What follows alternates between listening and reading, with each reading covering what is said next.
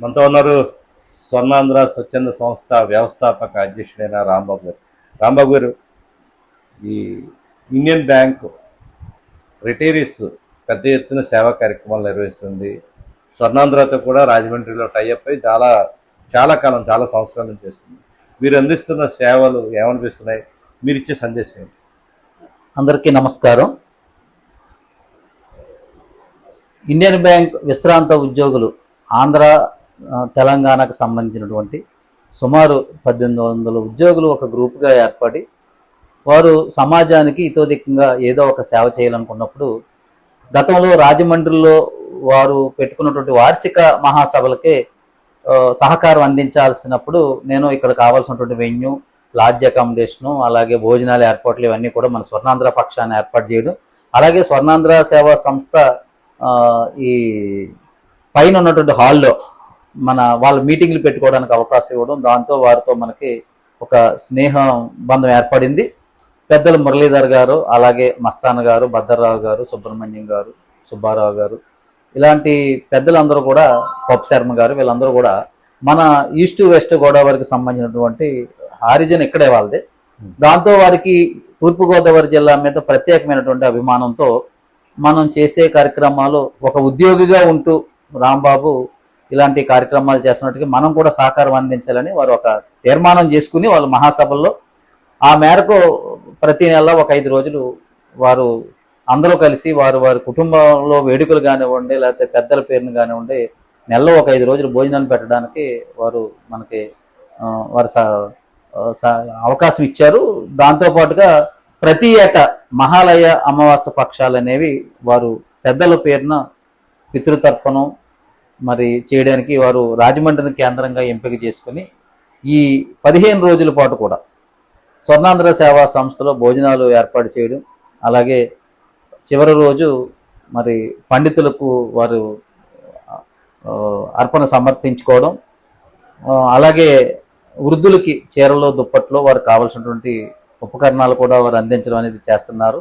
అలాగే ఈ సంస్థ తరఫున విశ్రాంత ఉద్యోగుల సంఘం తరఫున వారు విద్యార్థులకు కావాల్సినటువంటి ఎవరైనా చదువుకునే విద్యార్థులు, వారికి సంబంధించి తెలిసిన వారు కానివ్వండి, పబ్లిక్ కానివ్వండి, అలాగే నెల్లూరు, విజయవాడ, అలాగే రాజమండ్రి కేంద్రాల్లో ఈ అన్నదాన కార్యక్రమం, ఇతరత్ర సహాయ సహకారాలు అందించడానికి కార్యక్రమం వారు చేస్తున్నారు. నిజంగా ఇండియన్ బ్యాంక్ విశ్రాంత ఉద్యోగులు చేస్తున్నటువంటి సేవలు మిగతా విశ్రాంత ఉద్యోగులు ఎవరైతే వివిధ డిపార్ట్మెంట్లలో దీర్ఘకాలిక సేవలు అందించి విశ్రాంత ఉద్యోగులుగా ఉన్నారో వారందరిలో ప్రేరణ కలిగించే ఒక సంఘంగా ఈరోజు ఇండియన్ బ్యాంక్ విశ్రాంతుల ఉద్యోగ సంఘాన్ని మనం ఒక రోల్ మోడల్గా చూపించవచ్చు, చూడొచ్చు. ఎందుకంటే వారందరూ కూడా 70 దాటి 80 దాటిన వాళ్ళు కూడా ఈ ఆంధ్ర తెలంగాణలో వివిధ ఊళ్ళల్లో నివాసం ఉంటూ దీనికోసం సుమారు ఈరోజు 25 మంది రాజమండ్రికి రావడం అనేది వారు ఆ సంఘం మీద వారికి ఉన్నటువంటి అభిమానం, సేవ పట్ల వారికి ఉన్నటువంటి అంకిత భావాన్ని మనం చూడొచ్చు. నాకు చాలా ఆశ్చర్యంగా అనిపిస్తుంది. వారి 15 రోజులు కూడా ఉదయమే లేచి గోదావరికి వెళ్ళి వారు అక్కడ ఆ పండితులతో కార్యక్రమాన్ని వారి పెద్దలకి పిండ తర్పణం చేసుకుని తర్వాత వచ్చే బ్రేక్ఫాస్ట్ చేసి తర్వాత అన్నదాన కార్యక్రమాల్లో వాళ్ళు పాల్గొనడం అనేది నేను ఇంతవరకు చూడలేదు. చాలా ఆశ్చర్యం అనిపించింది మొదటిసారి. ఈ సంవత్సరం ఎక్కువ మంది రావడం, ఈసారి మన రాజమండ్రిలో ఉన్నటువంటి స్వర్ణాంధ్ర సేవా సంస్థ పుష్కర్ ఘాట్ గవర్నమెంట్ హాస్పిటల్ ప్రాంగణాల్లో కూడా వారి సేవల్లో పాల్గొనడం చూస్తే నాకు మరింత శక్తి వచ్చినట్టు అనిపించింది. అంటే ఒక దీర్ఘకాలిక సేవల్లో ఎక్కడైనా రిలాక్స్ అవుదాం అనుకునే ఆ మూడ్ నుంచి వాళ్ళు పెద్దలు విశ్రాంతి ఉద్యోగులు కనిపించినటువంటి ఆ స్ఫూర్తి నాలో ఇంకొక కొత్త ప్రేరణకి అవకాశం ఇచ్చిందని ఈ సందర్భంగా మీ ద్వారా సమాజానికి తెలియజేస్తూ, రాంబాబు గారు, మీరు ఒక మంచి సందేశం లేకపోతే ఒక మంచి సూచన చేయడం జరిగిందని చెప్పి పెద్దలు మురళీధర్ గారు చెప్పారు.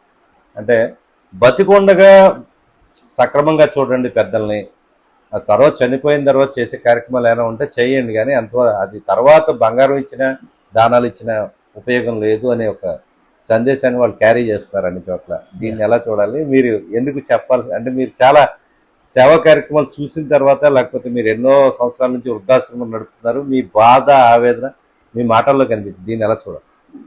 ఖచ్చితంగా ఇది చాలా అందరికీ చేరాల్సినటువంటి సందేశం.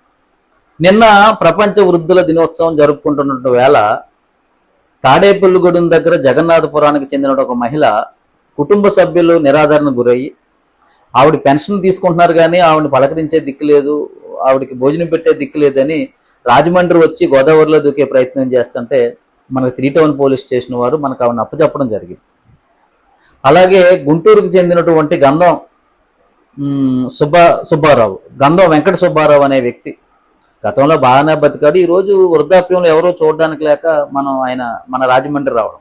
అసలు ఆశ్చర్యం ఏంటంటే ఈ ప్రపంచం అంతా వృద్ధుల దినోత్సవాన్ని సెలబ్రేట్ చేసుకుంటున్న వేళ వాళ్ళ హక్కుల కోసం, వాళ్ళకి ఇవ్వాల్సిన రాయితీల కోసం, వారికి కల్పించాల్సిన సౌకర్యాల కోసం ప్రభుత్వాలు, పెద్ద ఎత్తున మేధావి వర్గాలు ప్రపంచవ్యాప్తంగా అదొక వేడుకగా జరుగుతున్న వేళ ఇలాంటి సంఘటనలు చూసిన తర్వాత నేనేమంటానంటే, మన తల్లిదండ్రులు మరణించిన తర్వాత వారి జ్ఞాపకార్థం మీరు ఎంత గొప్ప కార్యక్రమాలు చేసినా దానికి ఏమీ విలువ ఉండదు అనేది నా ఉద్దేశం.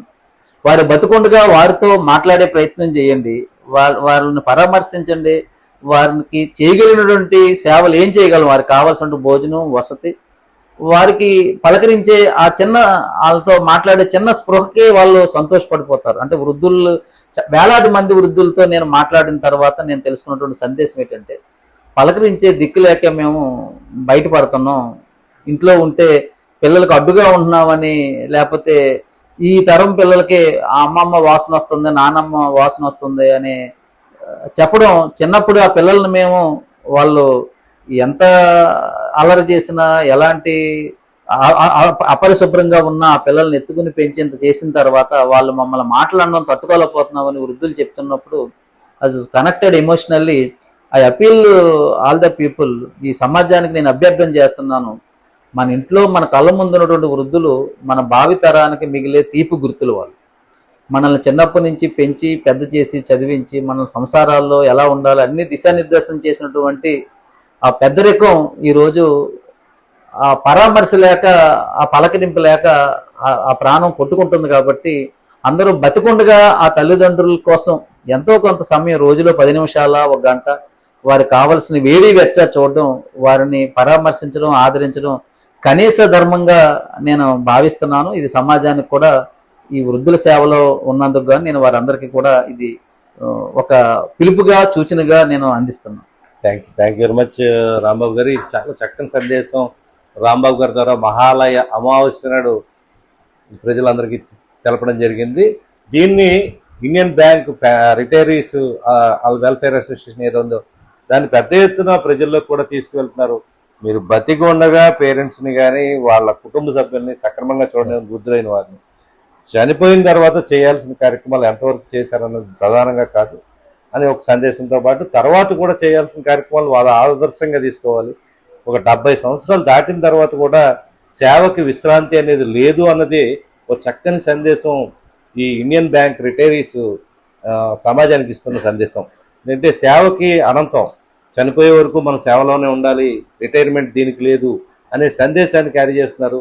రాజమండ్రిలో ఒక నెంబర్ 1 ఇన్స్టిట్యూట్గా స్వర్ణాంధ్ర స్వచ్ఛంద సేవా సంస్థ నిర్వహిస్తున్న కార్యక్రమాల పట్ల వాళ్ళందరూ కూడా 2004 నుంచి కూడా అటాచ్ అయ్యి ఆ సంస్థతో మిళితమై అన్ని సేవా కార్యక్రమాలు దీని ద్వారానే చేస్తున్నారు. నిజంగా వీళ్ళందరికీ కూడా ప్రత్యేకంగా అభినందిస్తూ అటు స్వర్ణాంధ్ర రాంబాబు గారికి కానీ, అటు Indian bank retirees welfare association కానీ అందరిని అభినందిస్తూ ఇలాంటివి స్ఫూర్తివంతంగా తీసుకుని ఇంకా చాలా మంది ముందుకు రావాలని కోరుకుంటూ ఈస్ట్ న్యూస్ కోసం రామనారాయణ. Thank you.